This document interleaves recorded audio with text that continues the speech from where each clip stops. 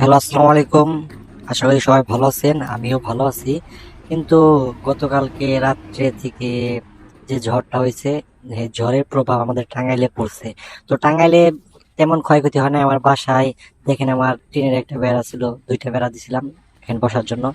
তো দুইটাই মানে এত বাতাস, এত পরিমাণ বাতাস দিয়ে দুইটাই পড়ে গেছে, ঠিক আছে। মানে দুইটাই পড়ে গেছে, এমন বাতাস, পূর্ব সাইড থেকে বাতাস আসছে। এখানে আমার ছোট একটা প্রজেক্ট ছিল, সেটাও দেখেন এখানে কিছু গাছ ছিল। তারপরে আমার কুমড়া গাছগুলা দেখেন কি করছে, কুমড়া গাছ একদমই ক্ষয়ক্ষতি হয়েছে। এত সুন্দর কুমড়া জালি আসছিল, অনেকগুলা জালি আসছিল, না হলে 30-40টা জালি আসছিল এই ছোট গাছে।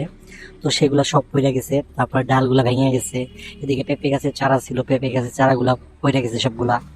তো মোটামুটি ছাদের অবস্থা আর ভয়াবহ হয়েছে। ছাদের জানলা ছিল কয়েকটা, ওইগুলা অবস্থা ভয়াবহ। দেখেন এই জায়গায়, দেখেন আমাদের কবিতরের ওইদিকে কবিতরের খোপ। তো আল্লাহ বাঁচাইছে যে কবিতরের খোপটা যে উড়া যায় না এই বাতাসে, কারণ যে পরিমাণ বাতাস ছিল। এই যে এই জায়গায় দেখেন আমার জানলা ছিল একটা, দুইটা জানলা, একটা ঠিক আছে আর একটা ভেঙে গেছে, একটা ভেঙে পড়ে গেছে।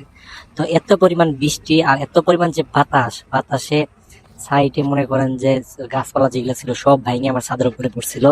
তো সেগুলো আমি পরিষ্কার করছি, পরিষ্কার করার পরে এখন জানলাটা ঠিক করতে হবে, রোদ উঠলে পরে জানলাটা ঠিক করবো। এই পাশে বাগান আছে, বাগানের সাইডে গাছপালা সবগুলো মনে করেন যে আইনের ছাদের সাথে বাড়ি লাগছে।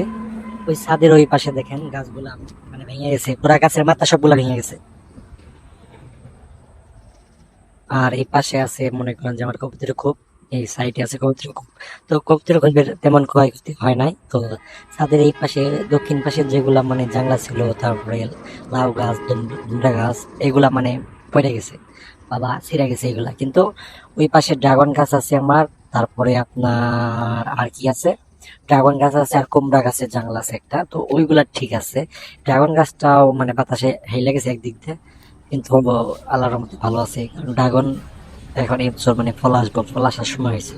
তাহলে বাঁচাইছে যে ফলগুলো আসার আগে গাছটা ভাঙে নাই। তো আশা করি এই বছর ফল আসবো গাছে, গাছটা অনেক ভালো হয়েছে। তো আপনাদেরকে আমি ড্রাগন গাছ দেখাবো এখন। তো ড্রাগন গাছটা ওই ওই পাশে, একদম ওই পাশে। আর এই পাশে main road, Dhaka Tangail highway. তো আকাশে অনেক মেঘলা, এখনো মেঘলা আছে, সকালবেলা এখনো মেঘলা। কি জানি আজকে রোদ কি উঠবো না সেটা জানি না।